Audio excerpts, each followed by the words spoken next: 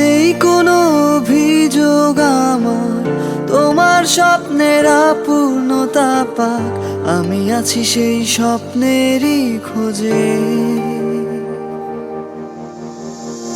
জানি আজ নেই তুমি আমার পাশে, ভাগ্যের যত নির্মম পরিহাসে, তবু আমাদের গল্পের হাসে। জেনে রেখো অভিলাষী স্বপ্ন আছে, শুরু হয়ে তোমাতেই থেমে গেছে, কখনোই তা যাবে না মুছে।